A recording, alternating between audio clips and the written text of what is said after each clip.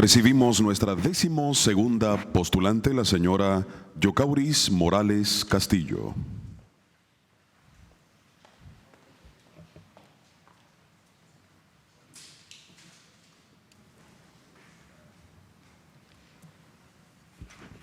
Muy buenas tardes a la señora Yocauris Morales Castillo.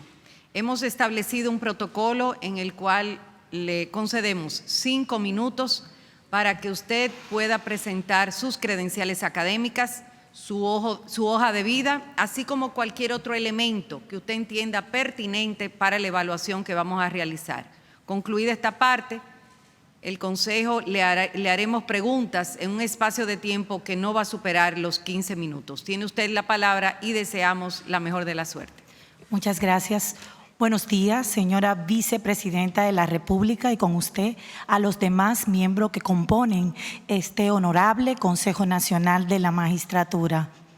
Quiero también saludar a las personas que nos ven a través de esta transmisión, en especial las instituciones que me han propuesto.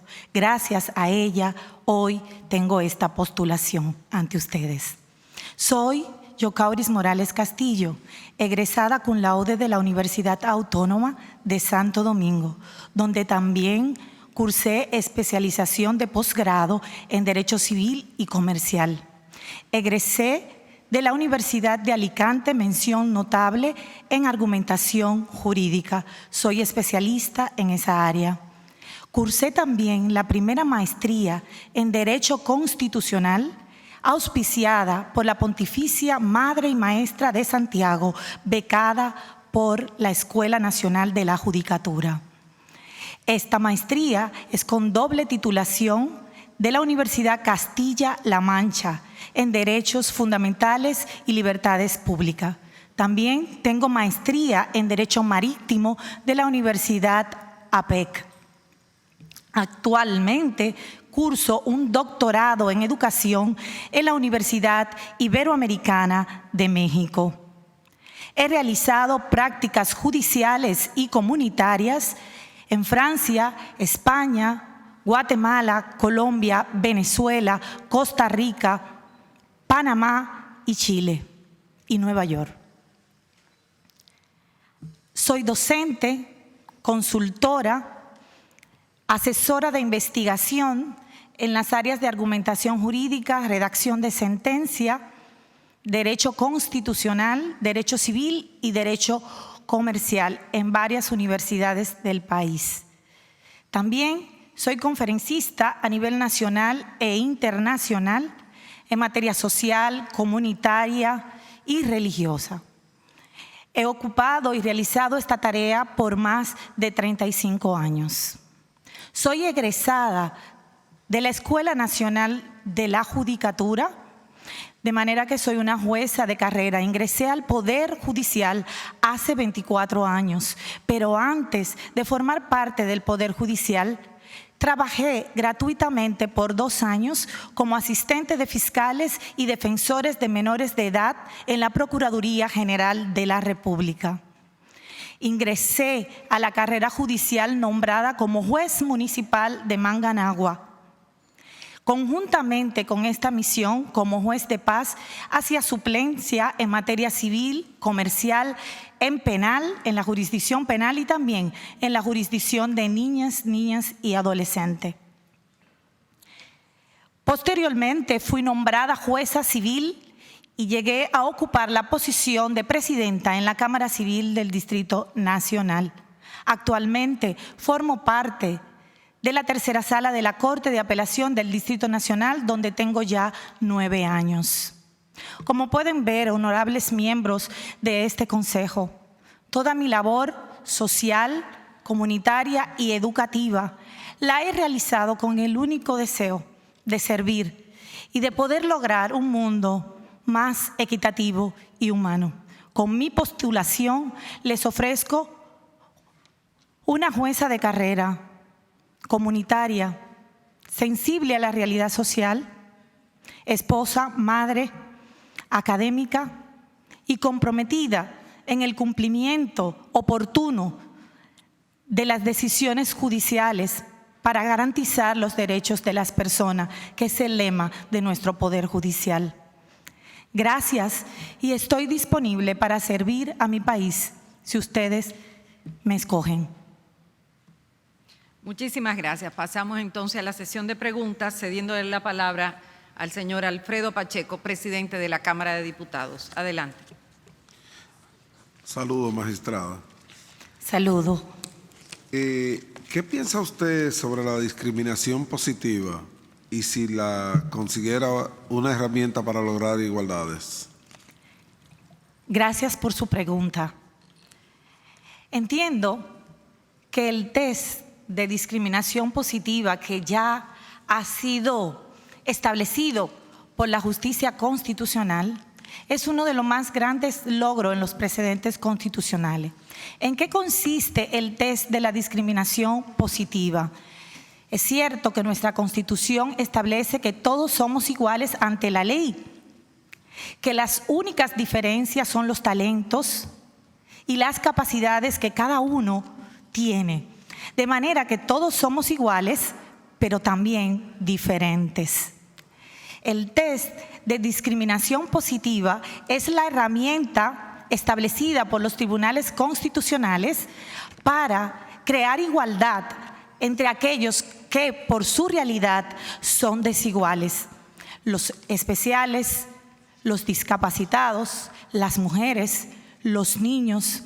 Por lo que creo que este test de igualdad que ha establecido en la teoría y la filosofía del derecho Ronald Dworkin es una herramienta eficaz para, en los casos concretos de control difuso y concentrado, poder establecer la igualdad material para todos los ciudadanos dominicanos. Muchas gracias por su pregunta. Gracias, magistrada.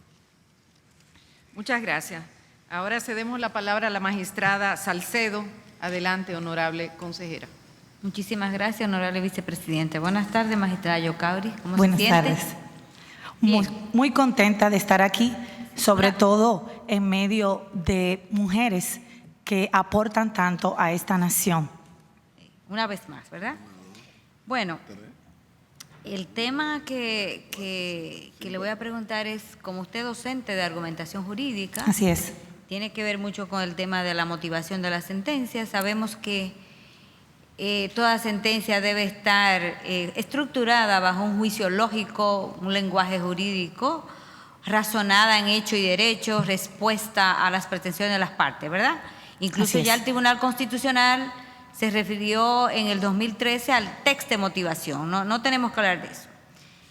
La tendencia del mundo es ahora mismo, de los doctrinarios, tanto en América Latina como en Europa, de que la sentencia sea un documento de fácil comprensión a su destinatario, ¿sí o no? Así es. Claro, manteniendo el lenguaje jurídico. Pero ¿qué usted piensa de estas sentencias que están estructuradas con cientos de páginas, que una persona con tantas cosas no puede leerla así, porque cientos, estoy hablando de cientos, y hemos visto ya, el Tribunal Constitucional lo ha hecho y lo han hecho otros, incluso ya la Corte Interamericana de Derechos Humanos en Costa Rica ha bajado el número, porque ya sabe que eso tan denso es difícil comprensión. En caso de usted ser seleccionada al Tribunal Constitucional, ¿cuál sería su aporte en ese sentido? Porque veo que ha hecho mucho enfoque, muchos estudios sobre eso. Entonces, los estudios son para aplicarlo. Así es. ¿Verdad? Claro. Gracias. Bueno, lo primero gracias por su pregunta. Yo creo en la cultura de la simplicidad. Fui educada en Taizé, Francia, comunitariamente para la simplicidad. ¿Qué significa la cultura de la simplicidad? Significa la tolerancia, el respeto a la igualdad de los demás. Hay opiniones que son irrespetables, pero siempre el ser humano como tal tiene dignidad y así debe ser tratado. Y uno de los objetivos de la redacción de la sentencia es la legitimación de los jueces. Cuando una sentencia no cumple con ese requisito comunicacional de ser entendida por las personas a la que está destinada, es decir, en el lenguaje apropiado para que quien recibe la sentencia pueda entenderla, pues entonces cometemos violación al principio de igualdad y de respeto a la dignidad de las personas. Por eso se está trabajando y se ha trabajado a nivel internacional la cultura de la simplicidad. A nosotros nos cuesta ser simple en la redacción de la sentencia. ¿Por qué nos cuesta? Porque estamos acostumbrados al sistema francés.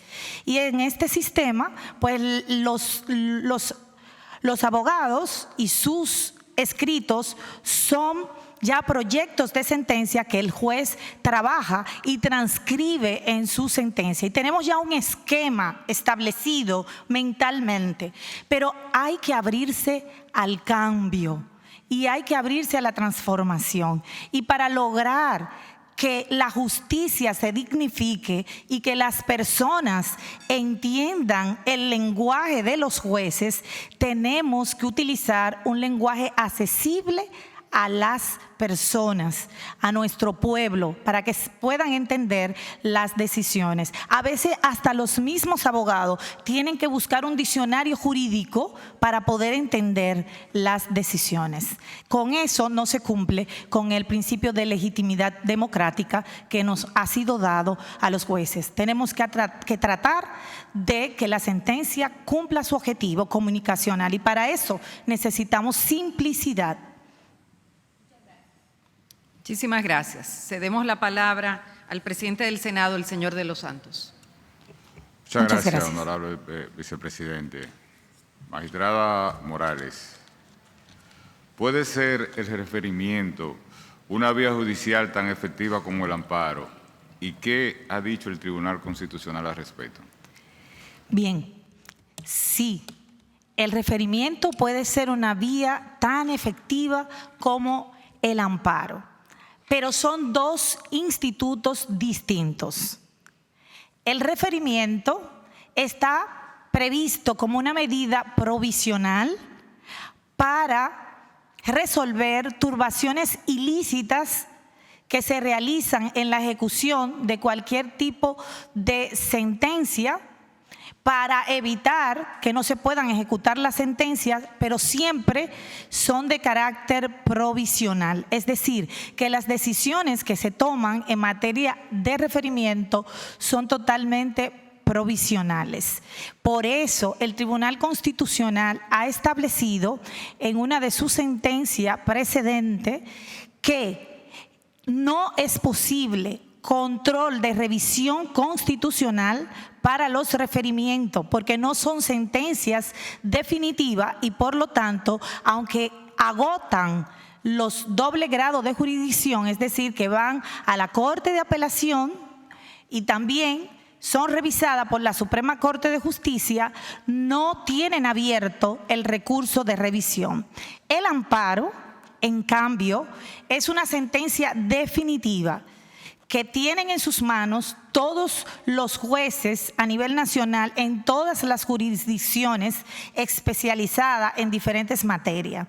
Y las decisiones que tienen que ver con el amparo y las acciones que se realizan a través del amparo son definitivas y para violaciones de derechos fundamentales concretos.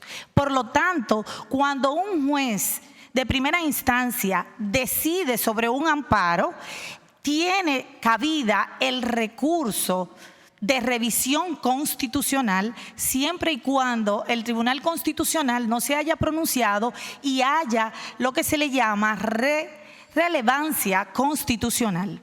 Muchas gracias por su pregunta. Gracias a usted, magistrada. Muchas gracias. Cedemos la palabra al senador Bautista Rojas. Gracias, señora vicepresidenta. Buenas tardes, licenciada Morales Castillo.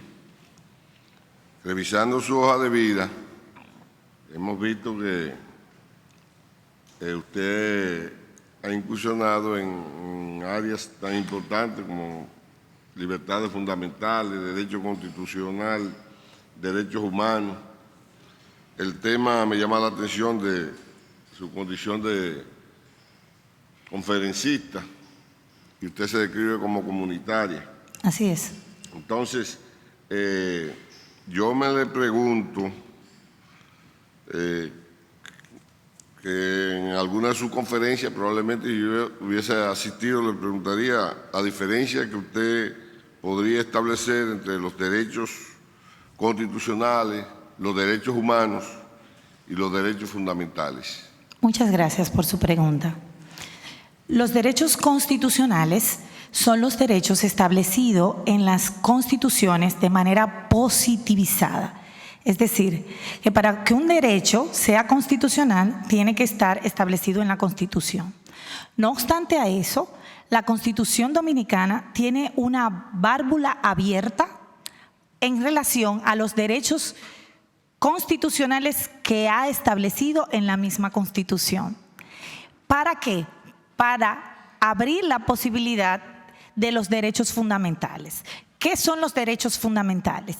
Los derechos fundamentales conforman la parte dogmática de la Constitución.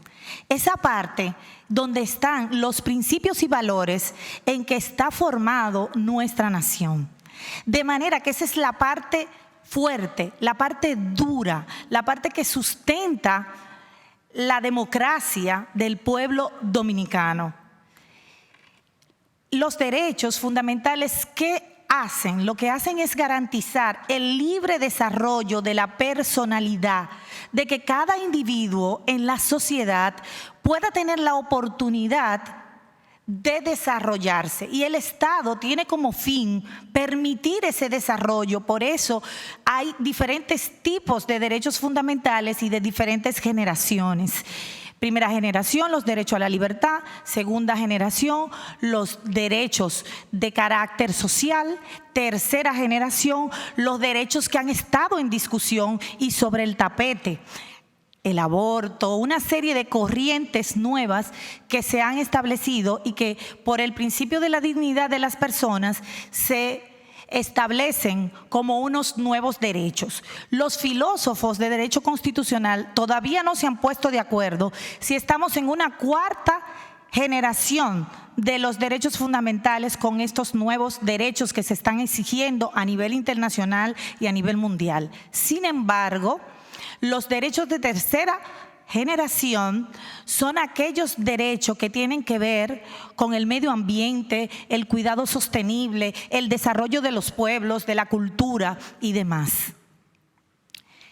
Los derechos humanos no necesariamente tienen que estar en las constituciones.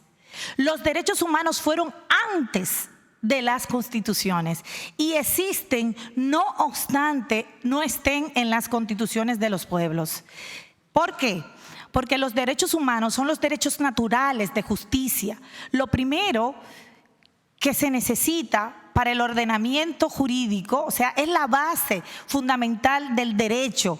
El derecho es un objeto que nosotros como Estado utilizamos para crear las políticas de todos los ciudadanos a través del pacto social. Entonces, los derechos humanos son todas esas corrientes de derecho y jus naturalista que vienen desde el inicio del cristianismo, porque fue Jesús el que estableció la dignidad de las personas y las diferencias entre las personas.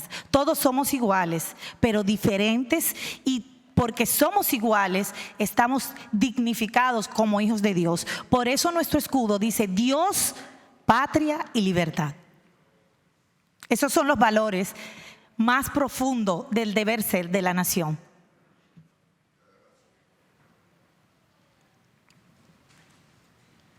Bueno, muchísimas gracias por su participación y le deseamos feliz resto de la tarde. Muchas gracias.